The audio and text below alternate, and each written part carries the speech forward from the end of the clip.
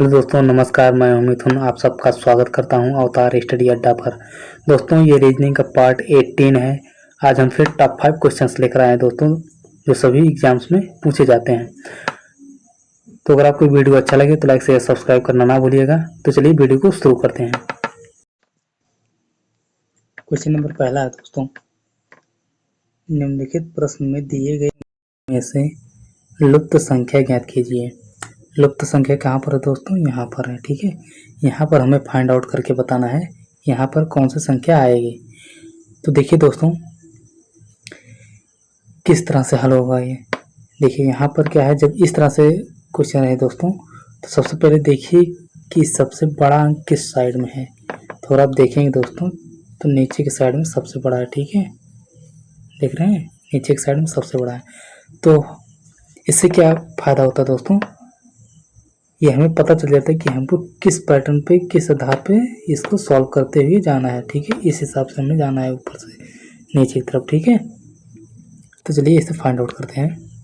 तो देखिए दोस्तों, यहाँ पर है 15, यहाँ पर है 60, यहाँ पर है 240। ठीक है, तो आप क्या करें कि इधर 60 हो जाए और यहाँ 240 हो जाए।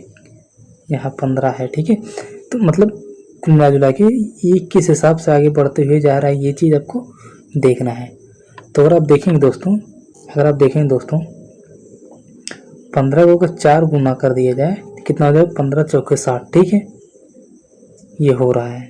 अगर हम 60 को भी 4 बार गुणा कर दें तो कितना हो जाएगा? 240 हो जा रहा है। ठीक है, क्या ये पैटर्न इसमें फॉलो हो रहा है? तो अगर आप देखेंगे, अगर इसको हम 4 से मल्टीप्लाई करेंगे तो 25 चौका 100 यहाँ पर हो रहा है। ठीक है, अगर हम इसको 4 से मल्टीप्लाई करेंगे दोस्तों, तो ये भी 400 हो रहा है। 100 चौका 400। ठीक है, तो इसका मतलब क्या हो रहा है कि ये जो है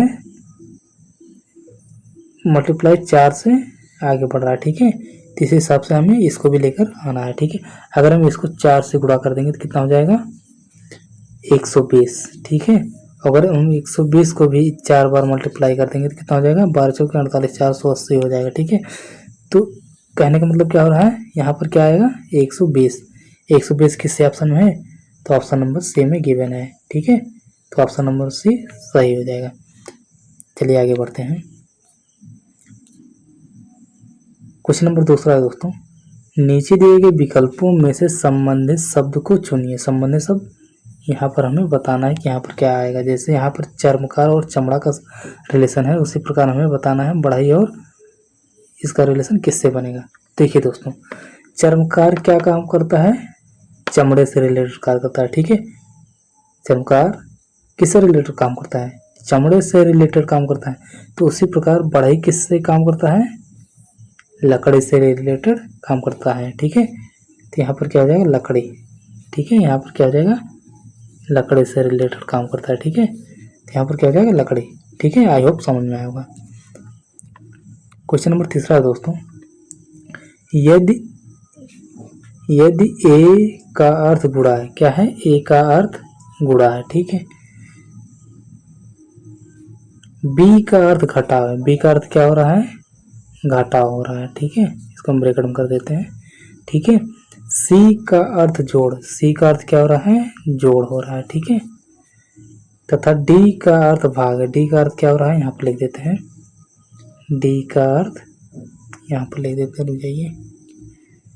डी का अर्थ भाग है। ठीक है, अब यहाँ पर हमें ये चीजें दी गई हैं। ठीक है, ये एक श्रृंखला दिया हुआ है, इसमें हमें ये चीज पुट करना है। ठीक है, उसके बाद हमें इसका उत्तर लेकर आना है। ठीक है, तो यहाँ पर क्या दिया गया?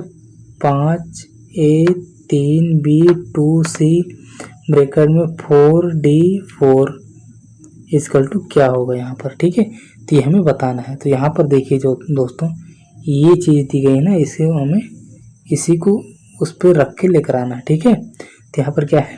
पहले 5 है। ठीक है, सॉरी, यहाँ पर क्या है? 5 है।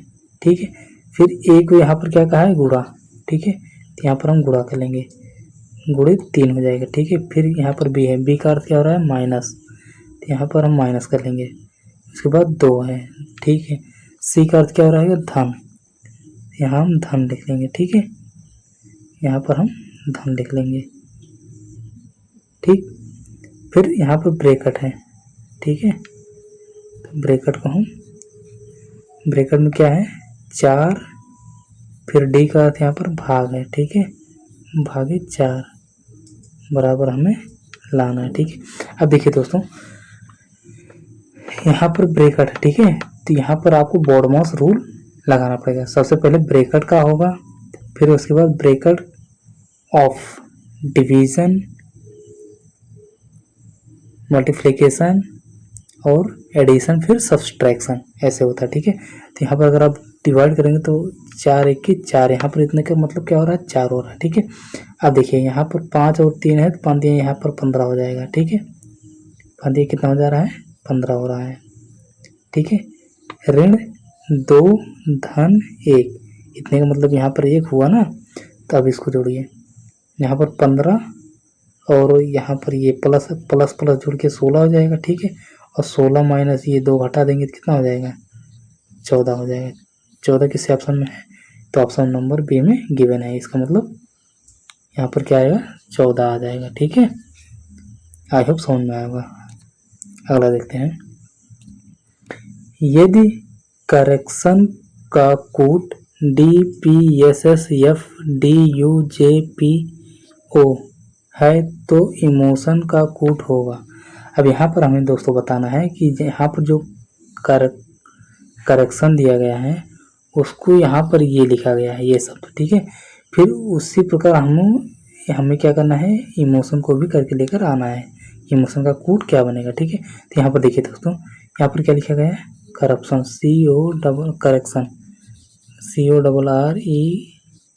CORRECTION, ठीक है दोस्तों, करेक्शन। अब करेक्शन को क्या लिखा है, यहाँ पर D लिखा है, P लिखा है, फिर SS लिखा है, F लिखा है, D लिखा है, U लिखा है, J लिखा है, P लिखा है, O लिखा है।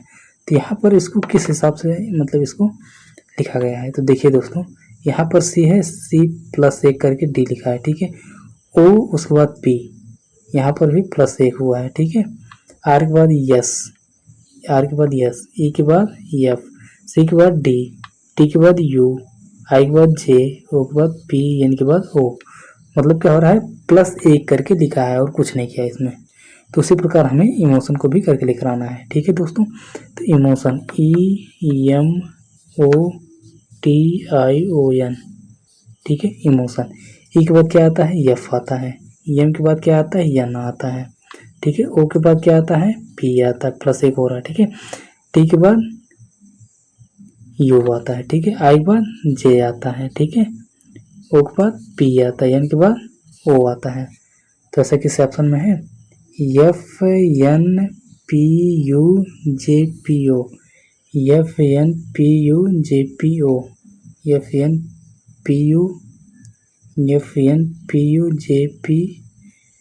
FNPUJPO यहाँ पर है, ऑप्शन नंबर डी में है, तो ऑप्शन नंबर डी सही हो जाएगा, ठीक है। क्वेश्चन नंबर अगला है दोस्तों, राम 10 किलोमीटर पूर्व जाता है, फिर 10 किलोमीटर दाएं जाता है, फिर 10 किलोमीटर दाएं जाता है, प्रस्थान बिंदु से अब वह किस दिशा में है, ठीक है। तो देखिए दोस्तों डायरेक्शन का क्वेश्चन सबसे पहले आपको दिशा मालूम होना चाहिए, ठीक है। तो देखिए आपको दिशा बताते हैं, ये क्या होता है इधर इस साइड में पूरब होता है, ठीक है, इस साइड में पश्चिम होता है, ठीक है, ऊपर साइड में उत्तर होता है, ठीक है, और नीचे की साइड में दक्षिण होता है, ठीक है। तो जैसे जैसे इसमें कहा है उसी प्रकार हम आगे बढ़ते हुए चले जाएंगे। अगर पूर्व कहेगा तो पूर्व की तरफ इस साइड जाए, अगर पश्चिम कहेगा तो इधर जाएंगे, ठीक है, उत्तर कहेगा तो ऊपर साइड में जाएंगे और दक्षिण कहेगा नीचे साइड में जाएंगे, ठीक है। तो चलिए ऐसे देखते हैं, राम 10 किलोमीटर पूर्व जाता है। अब देखिए तो 10 किलोमीटर पूर्व मतलब इस साइड में जा रहा है, ठीक है, 10 किलोमीटर पूर्व जा रहा है, ठीक है।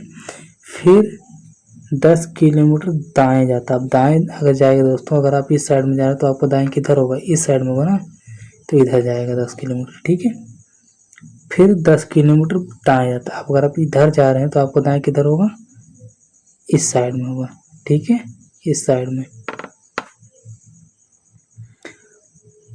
प्रस्थान बिंदु से अब वह किस दिशा में है। प्रस्थान बिंदु, पहले यहाँ से प्रस्थान किया था, तो अब यहाँ से कह रहा है ये अब किस दिशा में है, ये अब किस दिशा में, अभी तो यहाँ पर है, तो इसके सापेक्ष ये किस दिशा में है, तो आप बताएंगे दक्षिण दिशा में। दक्षिण में तो है नीचे की साइड, तो ये क्या हो जाएगा दक्षिण दिशा में। ठीक है, तो आई होप आप सबको ये वीडियो अच्छी तरह समझ में आया होगा।